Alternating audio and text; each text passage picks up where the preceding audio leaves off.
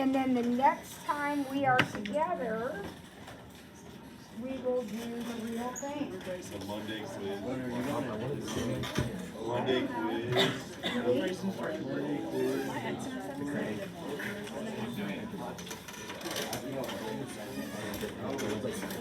Well, Jake, if you better come in on Saturday, I'll be here. Yeah. I'll be here for film. Oh, the one when I was on the other. Oh, last person. Were you running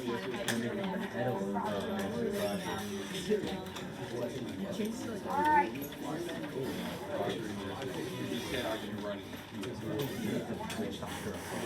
All right. Did everybody get a practice quiz now? Yep, our next class. That's what it is. All right, so one side has a heart. Let's start on the heart side. This is an actual quiz, you can tell, that I gave sometime. So this is what yours is going to look like, okay? So here we go. Answer all questions and draw the sketch. So, what are we going to start by doing? Factor. All right, so let's take the 2 out of the top. And that will actually keep going, right? Now I gotta keep the 2, x minus 3, x plus 2. How does that look?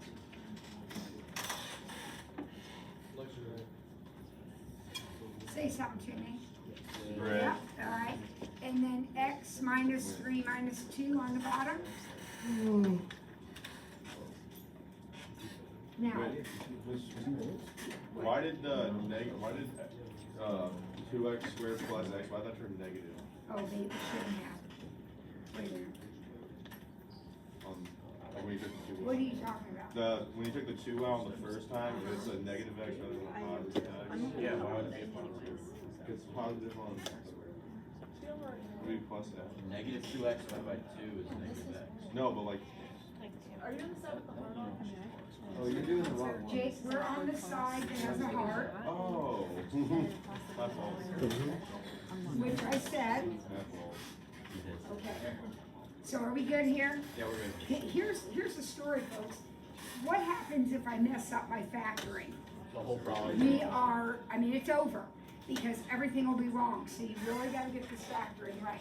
Now, you notice that cancels, so my problem becomes 2, x plus 2 over x minus 2. Yeah. And I'm going to have a hole At 310. at 3 comma something. So I'm gonna put 3 in over here.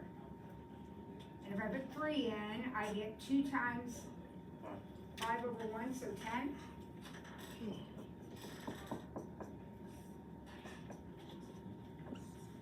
All right, so remember, part of your grade is based on the graph.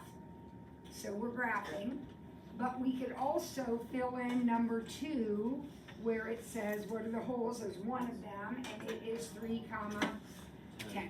All right, are we on board? Okay. Now let's go ahead and find our vertical asymptote. What's our vertical asymptote? X equals 2. X equals 2. And you have to write x equals 2. Asymptotes are lines, not numbers. X equals 2. Do I have a horizontal asymptote? Yes. 2. It is y equals 2.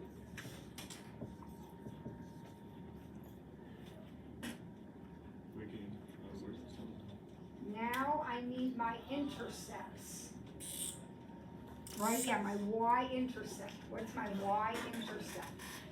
Well, my y-intercept, oh, by the way, the horizontal asymptote is the end behavior asymptote. Okay. Now remember, sometimes they're not horizontal. We talked about that yesterday. What are they sometimes? Slant. So it isn't going to say horizontal asymptote. It's going to say end behavior asymptote, but that could be horizontal.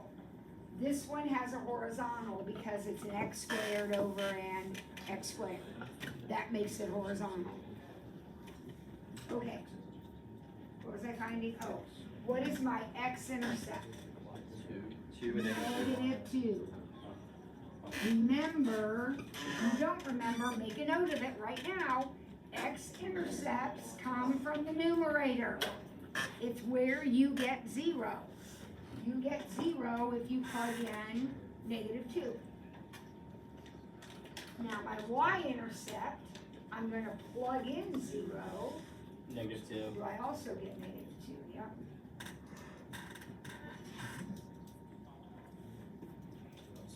Now, 1 through 5 are now filled in. What? For the x-intercept, you not include what's outside the parentheses. It's what makes the 0. What would make that 0? you write Yeah. So if I put in negative 2, what's negative 2 plus 2? It's whatever would make that 0. So go ahead and multiply it out. What makes that 0? Okay. Set your numerator equal to 0 and solve it. Got it. Okay? Everything. But it's gonna be. Alright. Now, 1 through 5 are done. What? When you're writing the zeros, do you put x equals or do you put point? No, they're points. Okay. The intercepts are points. So you put exactly what I have written up here. Now, based on 1 through 5, which are done, can I draw my picture? Yeah. I hope so. I hope your picture is going to look like this. And then remember, it contains its whole, so it looks like that. Always, always, always, as you're drawing it, make sure that the farther out you go, in all directions, up, down, left, right, the farther you go, the closer you get to your asymptote.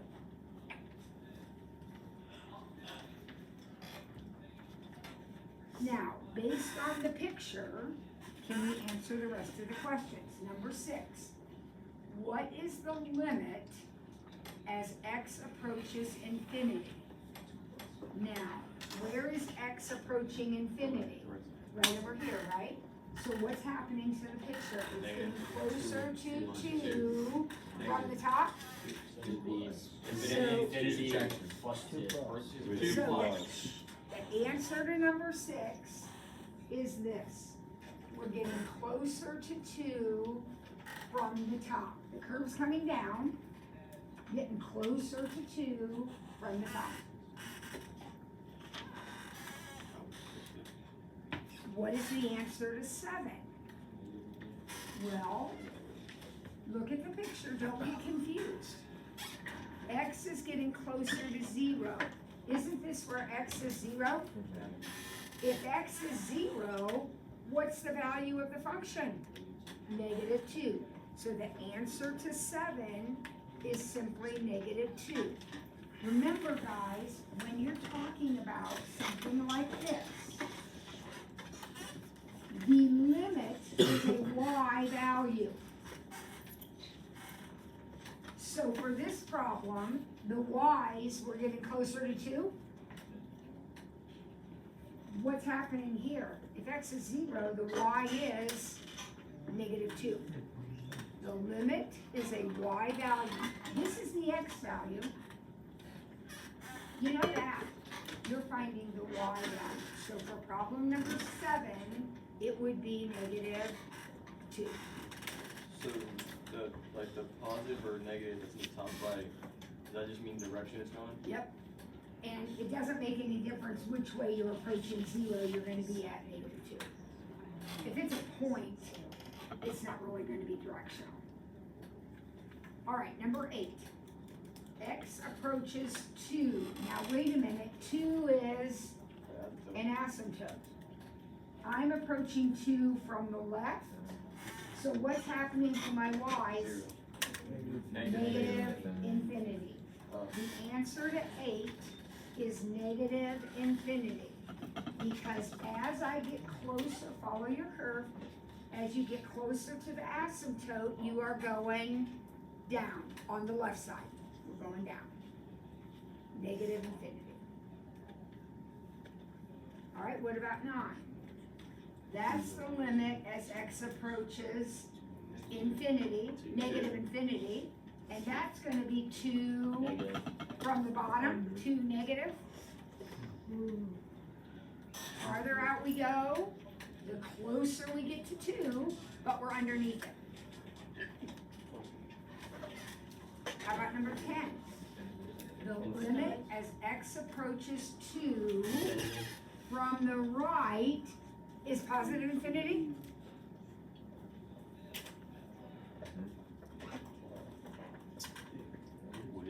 Number 11. The limit as x approaches 3. Now wait a second. In your picture, what's happening at 3? You have a hole. A hole is like a point, right? Yes. A limit is a y value. What is a y value? Nothing. 10. Does it matter which side I'm coming from? No. So the answer to 11 is 10, and the answer to 12 is 10. If you are approaching a point, whether it's a point or a hole, it doesn't matter which side you're coming at, the answer's gonna be the same on both sides, because you're coming to that point. Okay? Let's try the back side now. The side that says alpha rocks. There's going to be a difference between this problem and the one I just did. What is the difference?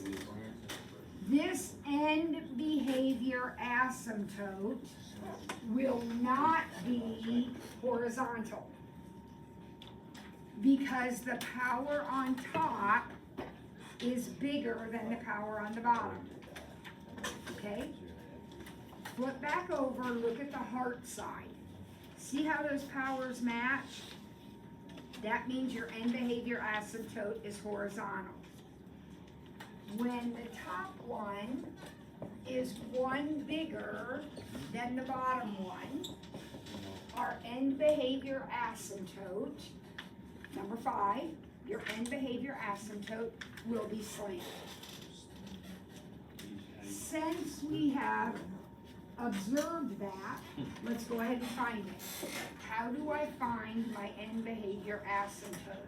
Synthesis. I do that division.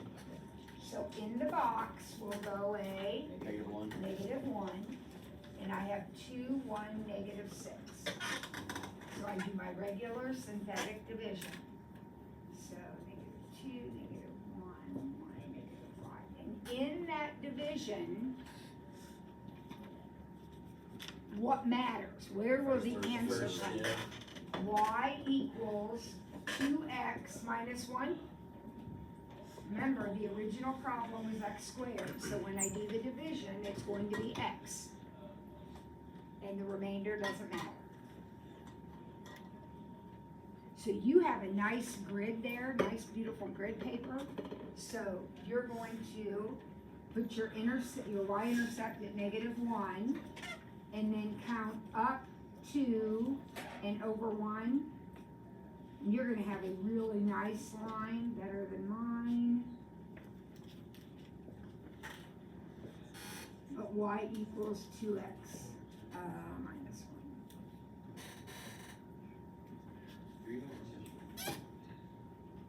1. You learned this yesterday. Yeah. Well, I mean, you learned how to graph lines when you were in 7th grade. Okay. That's our end behavior asymptote. So one more time, you're gonna get one problem tomorrow, okay? One problem. Your end behavior asymptote will be like this if your problem has a higher power on top. Your end behavior asymptote will be horizontal if the powers are the same, right? Okay, now everything else is going to be the same. Where's my vertical asymptote? Oh, wait. Before I go any farther, I better factor the top in case something cancels. So how does the top factor? I need a 3 and a 2. Plus 3 minus 2. Yeah, plus 3 minus 2. So nothing canceled, which means in the whole blank, number 2, you'll just write none.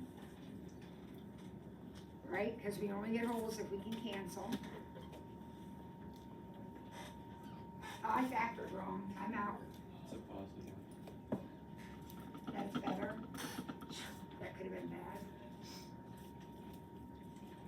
Yeah, now it's right. Jake? On the end behavior, you just write the, equation. Y equals 2x minus 1. Wait, why is it not plus? Why is it not plus 3 minus 2? Because you need a negative. Oh, wait. It's a I positive need x. that to be a positive. Yeah, so it'll be negative So 1. Yeah. 4 Minus 3. minus 3.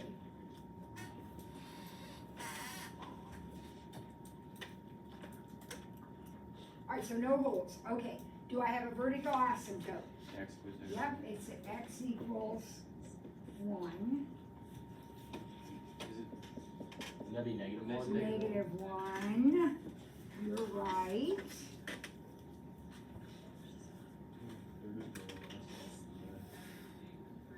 Someday you guys will be old. Crazy. Alright, x equals negative 1, good. How about intercepts? What's gonna make my numerator 0? Negative 2 and 6. positive 3 halves. What am I We're talking about what makes the numerator 0. What makes, set those equal to 0 and solve them.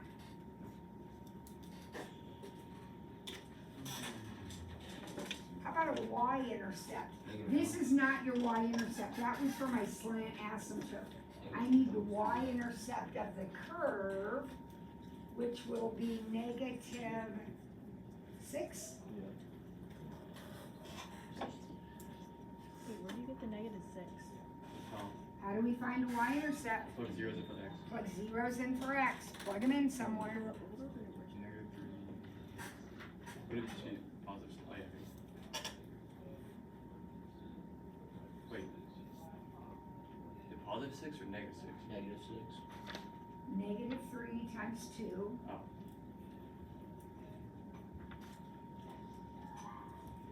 Now that's 1 through 5, I got them all, right? Okay. On the basis of what I've got, can we draw a picture? I think so. Lost my cap somewhere.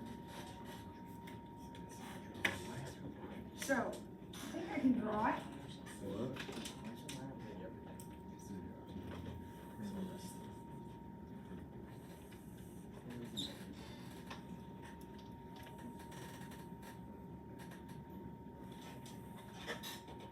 I think it looks like that.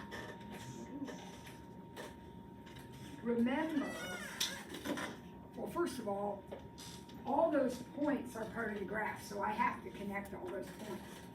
And your vertical asymptote splits your picture into a left side and a right side.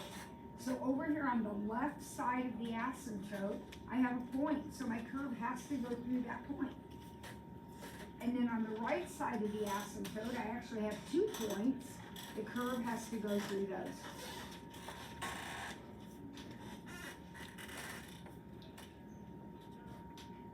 If you try to draw something different, you should be able to stop yourself and say, whoa, that's not right. For example, if you tried to draw something down here, you can't have 2 things, 2 pieces of the picture on the left. And you have to have this piece because you got that point right there, right?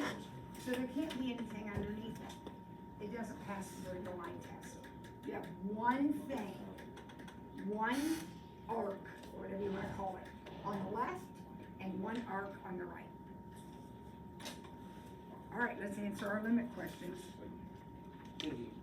What do we write for the end behavior asymptote? I know it's the horizontal calculus, but just that. Asymptotes are equations. So you write the equation. Well, What? All right, so now, number 6. What's the limit as x approaches infinity? Now remember, we're saying to ourselves, what's happening to the y's as x gets bigger? Well, aren't we going that way? So what's happening to the y's? Infinity. That one's infinity. Those y's are getting infinitely huge because isn't that just pointing up? It's going along that asymptote, but it's pointing up. It's just getting bigger and bigger and bigger. So the answer to 6 is infinity. Now remember, with horizontal asymptotes, as we go out, we have the ceiling here, but we don't have a ceiling. That asymptote's pointing up and so is the curve. All right, what happens as we approach 0? Well, guys, what happens at 0? Don't you have a point? So the limit is your y value, 6. negative 6. Negative 6. And do we have to like draw like a positive or a negative and the top? Oh, no, not with a y value. No, you don't need to. No. All right, number 8. What is the limit as we approach negative 1? Now, what's happening at negative 1? That is an asymptote. So this time I'm coming from the left. What's happening is I'm coming from the left. Infinity. It's going to positive infinity, going up.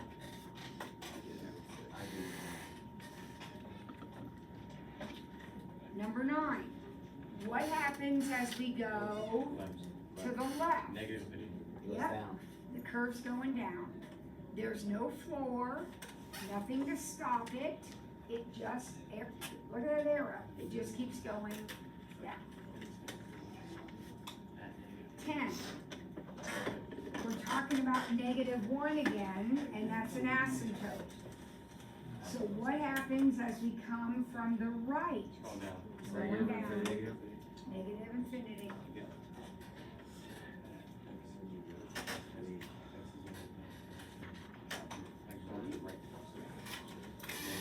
Number 11.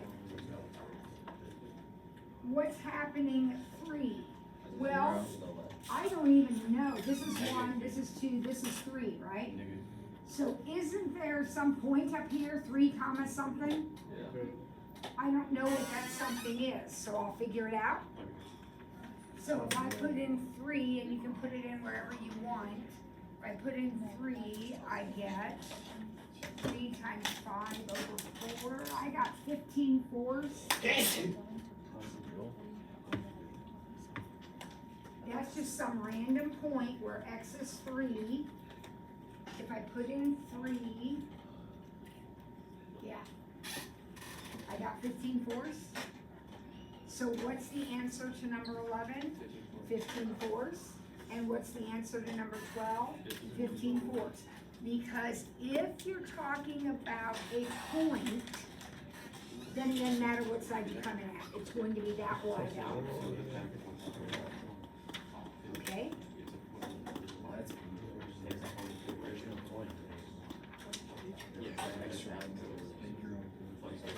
Make your own point, yep. Quit shaking your head, just make your own point. All right. Perfect, are we all here? Okay. All right, let's get our notes out. That quiz will be on Monday. And the good news is, we have office hours tomorrow, and we have office hours on Monday. So you might try these problems again, just to make sure you've got it under control. Okay?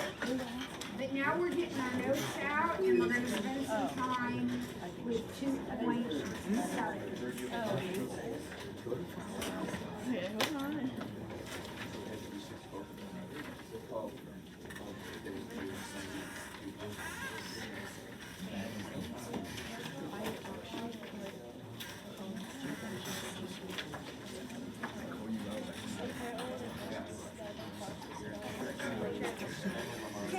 Totally switching gears. Is it an emergency? If it's an emergency, take the pass and go. All right. We are totally switching gears here, and we are now solving equations.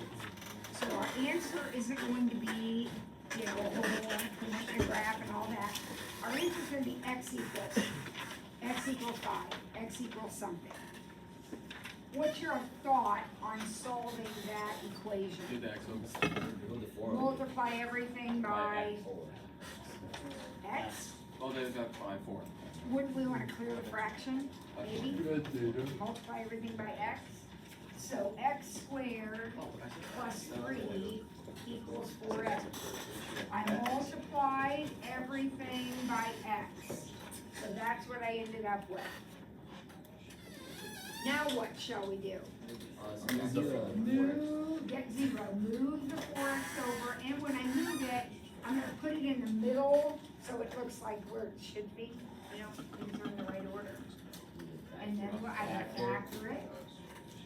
If I would happen to get one that didn't factor, let's say that had been a 5, then I would use the quadratic formula. But I got x equals 3 and x equals 1 as my answers. Interruption. Can you please send Nathan Reyes to Student Services? Yep. Right back, my friend. So scary. Right back.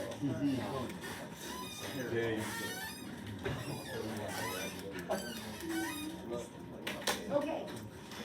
Everybody okay with that one? All right, let's look at the next one. What do I do here? What do you want to do with this one? Multiply by x minus 4. Multiply by x minus 4. Now, when you do that, Boil. you're going to end up with this. Would everyone agree with that?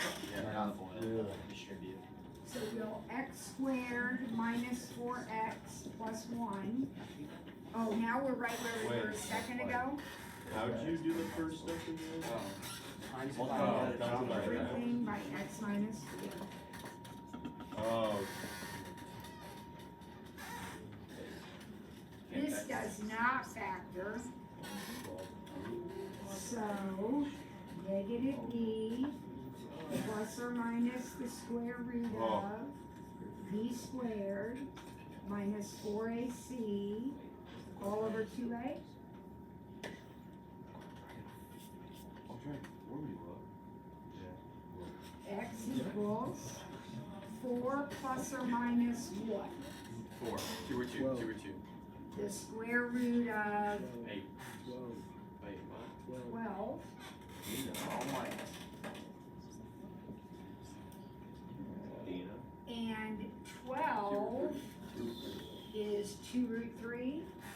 Then you can simplify. Oh, Jim. And then we got 2's all over the place.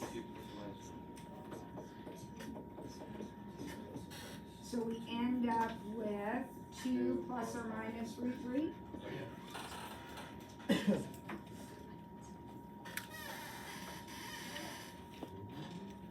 Alright, that seems okay. So far, so good, right? Yeah, anything with a quadratic equation. Alright. How about the next one? Well, it looks a little bit bigger. That would be nice. It's x squared minus 4x plus 2. That's the common denominator. Maybe it's not. Factor it out.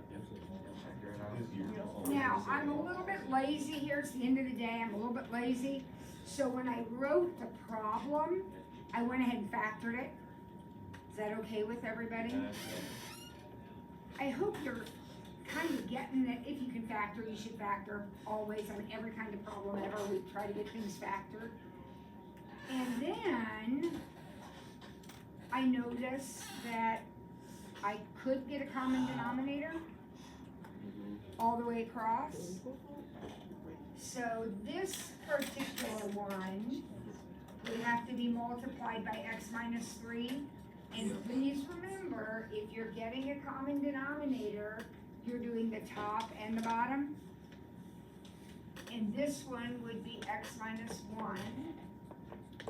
And that one's already set. So all of the denominators match now, right? What's the beauty of that? You can cancel it out. Get rid of them, that's right, get rid of them, ignore them. So you have this. This is what you have left. Is that plus seven? So 2x squared minus 6x plus x minus 1 equals 2. So 2x squared Moved all two of them. minus 5x minus 3 equals 0. I like to have my equation set equal to 0. So I'll move the 2 over. I think that factors, but again, if it doesn't, or if I don't want to, I can always do my quadratic formula, right? And I think it does factor. No, I mean, It doesn't have to do that. Keep that honest. Keep it honest. Minus 6 plus 1. So what are my answers? X equals 1/2. Gotcha. -1. -1/2, And then you got. and x equals 3. Or why is it? Jake set it equal to 0. Wow. All right, now we got a problem though. My little extraneous root radar have been alerted. What happens if we put 3 into the original problem? You get a 0 where? On the bottom. And are zeros allowed on the bottom? No. So therefore, that is an extraneous root, and the only answer to the problem is Oh, you would be negative fine enough to do that. 1/2. You wouldn't do that on All test. right. Yeah, we didn't do that on test. Caitlin? Like a test or a quiz, are you gonna tell us to check for extraneous Oh, no. functions? No, we're big kids now, we know we have to check. Oh, Our denominators can never be 0. So I will say this. What some kids do from the very beginning, so think back to what the original problem looked like. Okay? The original problem. Some kids will, before they even start, they'll say, I don't know what x is, but it can't be 1. Would you agree? And I don't know what x is, but it can't be 3. And if you make that note before you start the problem, then maybe that will alert you to, whoa, I got 3, but I said it couldn't be 3. That makes it extraneous. These are called excluded values. Right from the beginning of the problem, you can tell me x cannot be this. So the one we did over here, right from the beginning, I knew x could not be 4. Now, it turned out it didn't equal 4, so it wasn't a problem, but x couldn't have been 4. Does that make sense to you? Yeah. So if you are worried about missing extraneous roots, try writing your excluded values right from the beginning. Okay, No solution. so we'll do that with the next problem. What are my excluded values? -2 and 0. X cannot be 0 and x cannot be -2. Is everybody on board with that? Yeah. Now, that may or may not come into play, I will. but we'll see. So, I'm gonna go ahead and factor that last denominator. Can't do it? What do you mean I can't do it? Oh, no, I'm not. No, it's not so massive. I'm looking more into the problem. Ain't living in the future. He's living in the future. You're looking into the future? Uh-huh. Alright, well, I'm getting my common denominator. So I have x minus 3 times x plus 2 plus 3x plus 6 equal to 0. It's trying to help guys. So x squared plus 2x minus 3x minus 6, just doing a FOIL there. So I FOILed this and got all that. So what happens? I have x squared Plus 2x plus 2x equals 0. equals 0. Oh, shooty tooty. Whoa. Whoa. I get x equals 0 and x equals -2. Wait, one could not use those. I can't use either one of them. So I just did No all of that For nothing. for nothing. No solution. That's actually. Is there a way we can, I called it. Because both of the problems, or both of the answers that I got were excluded. That way that I cheated, made the test figure that out for like a little bit. I couldn't look at it. All right, number 5. Now we're gonna do a word problem that will build an equation that has fractions in it like this. So, I want you to read problem 5.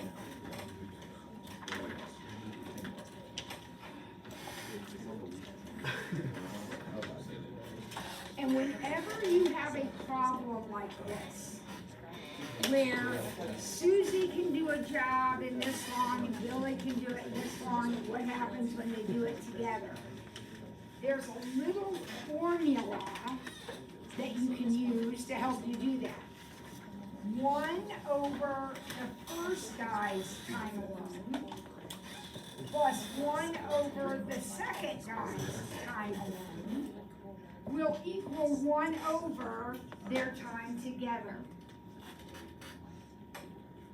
So the fraction that Billy can do in 1 hour plus the fraction that Susie can do in 1 hour will add together and give you the fraction they can do together in 1 hour, okay? So that's it.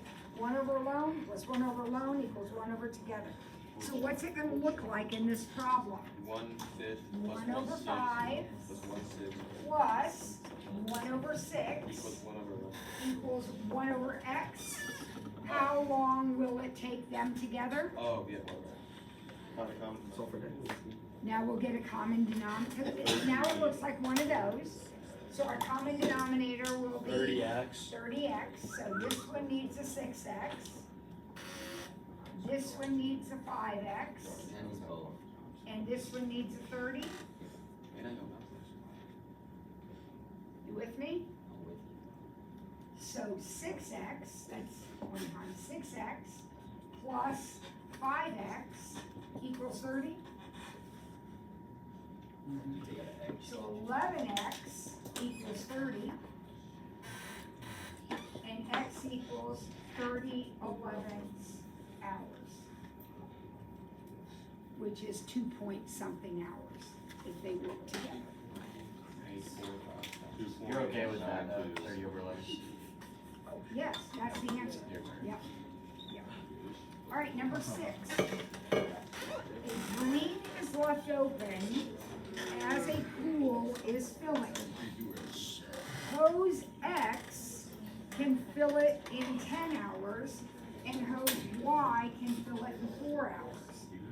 If both hoses are running and the drain is open, it takes 15 hours to fill the pool. How long does it take the drain to empty the pool? Okay, now, does it make sense to you that we would have a 1 over 10 and a 1 over 4? Does that make sense to you? Yeah. Those are, that's like Billy and Susie filling the pool. All right? And then all together, it's gonna be 1 over 15, because isn't that how long it takes ultimately to fill the pool? Now, what do I not know? How long it takes the drain all by itself? Yeah. Okay, but be careful.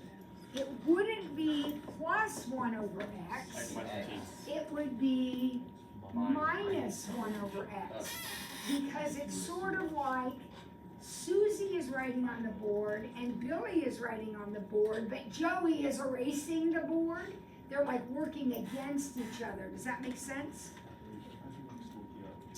So this time there's 3 things happening.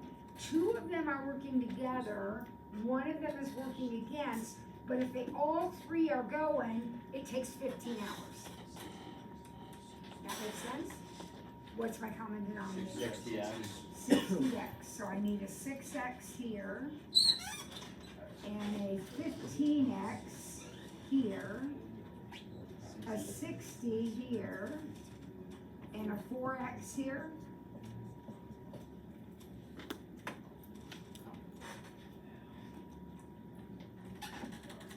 So 6x plus 15x minus 60 equals 4x. Does that make sense to everybody? Is that okay? So 21x minus 60 equals 4x. So negative 60 equals negative 17x. So x equals 60/17 hours. Yep. Which is 3 something hours.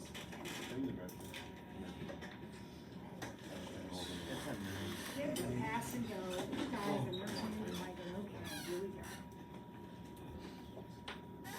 go. Alright, breaking even. Midtown Sports Apparel has found it needs to sell golf hats for $275 in order to be competitive. It costs $212 to produce each hat, and it has a weekly overhead cost of $3,000. X is going to be the number of hats produced each week.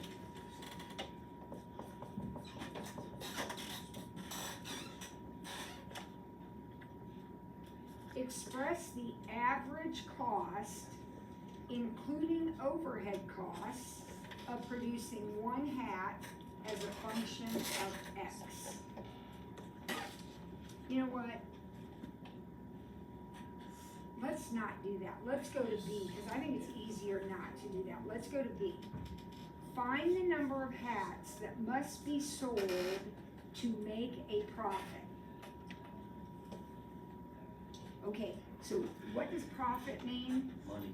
Money over Profit means leftover. income minus expenses. Yeah. Okay, so if I'm going to make a profit, doesn't that mean my income will be greater than my expenses? Yeah. Does that make sense to everybody? Yeah. So what's my income? 275. 275x, right? 2.75 for every x. Is that true? Minus 2.12. What is my expense? 2.12x. Watch it. Minus 2.12x Minus 3,000. plus 3,000. Okay, what are overhead expenses? 3,000. That's like the light bill, property taxes. That's what you pay even if you don't make a hat. Okay, so you gotta pay $3,000, period. And then on top of that, $212 for every X.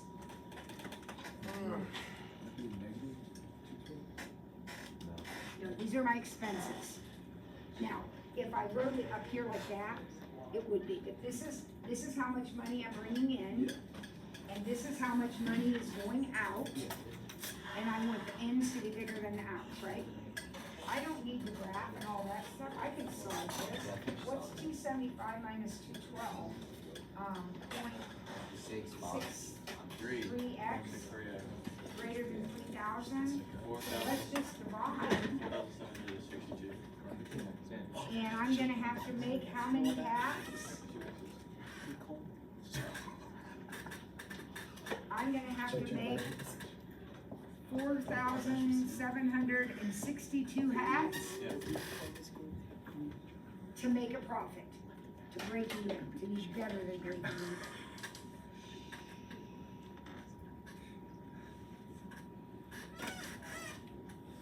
Does that make sense to everybody? I think they've overcomplicated the problem. Does this make sense to you? What's coming in has to be bigger than what's going out if I'm gonna make a profit. All right, last question, C says, how many hats do I have to sell to make a profit of 1,000? So if I take 2.75x, that's my income, and I subtract 2.12x plus 3,000, that's my expenses. I want that to be at least 1,000. Okay, Gus, I guess that. Let me erase some of this other stuff here. So it would be greater than equal to? Yeah.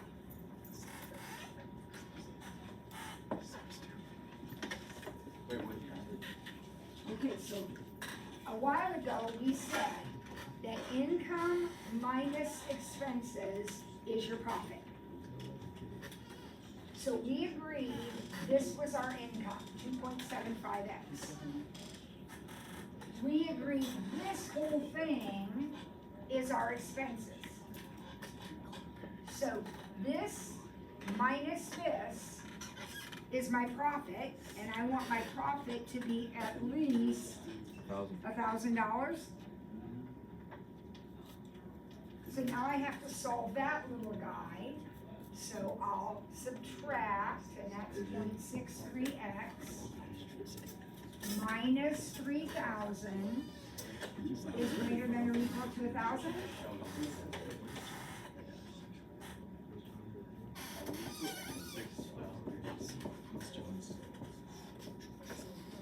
So it looks like I have to make at least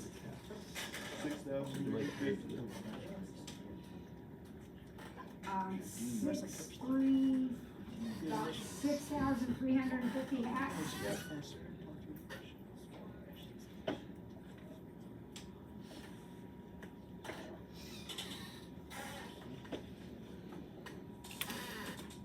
Number 8, got a bear population. The number of bears at time t is given by this equation.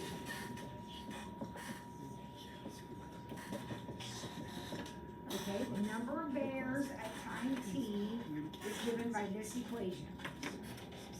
Find the number of bears when t is 10. Plug it in. Plug it in. That's all you have to do, guys, is plug it in. Do not be confused by the math talk. Just plug it in. So P of 10 will be 500 plus 250 times 10 over 10 plus 0.5 times 10. That's what you're going to have. 3,013.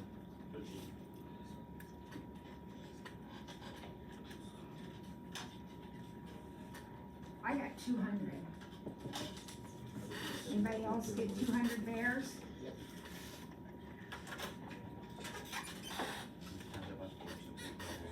Now, the next one says 40 years, the next one says 100. You just plug in whatever number they tell you, right? We just talked about, yeah, it would be 800, and then for 100, you just times that by 10. I don't know, that would be something to check out to see. I don't know. Does the graph of the bear population have a horizontal asymptote? Does this equation have a horizontal asymptote? 50/0.5. Exactly, 250 over 0.5, which would be 5, 145. no, isn't it 500? 250 divided by 0.5. Oh, yeah, 500, yeah. 'cause Oh, it's- times it. yeah. Oh, right. 500? Okay, so the asymptote, the horizontal asymptote, which is the cap, is 500.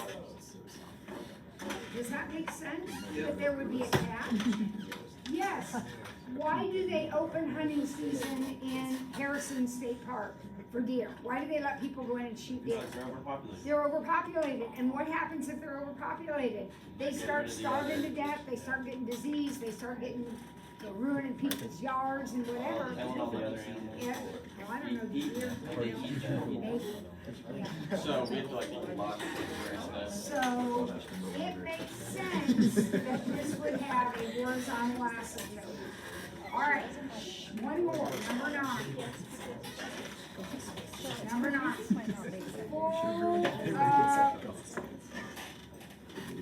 Full of fractions. Number 9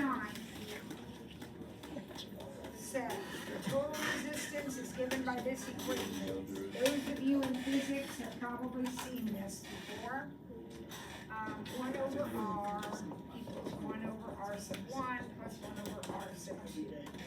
These are different variables. This is like an X, a Y, and a Z.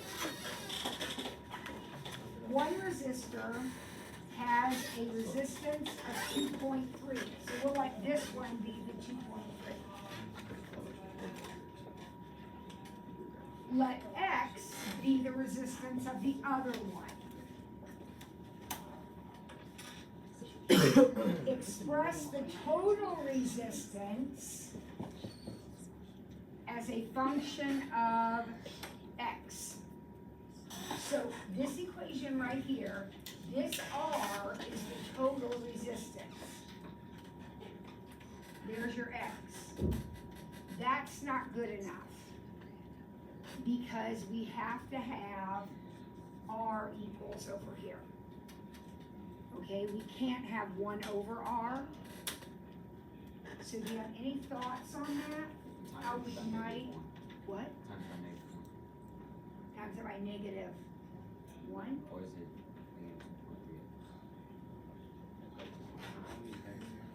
because aren't you like flipping on? Okay, let's get a common denominator over here.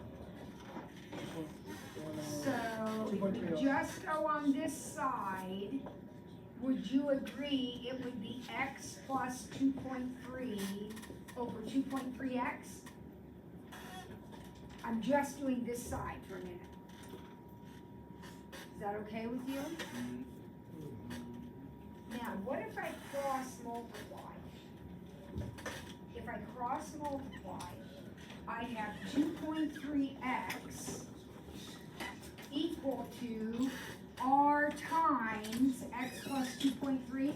I am cross multiplying. So I'm taking R times this and 1 times that. Does that make sense?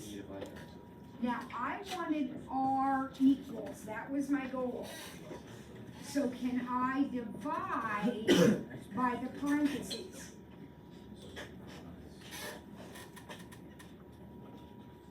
So this equation was okay, except it was 1 over R, and I needed it to be R.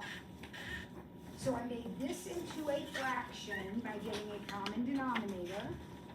And then I cross multiply to get my R up here, and then I divide it. Instead of cross multiplying, we'll put Yes, we can do that, because that's what I know for Friday. Math all right.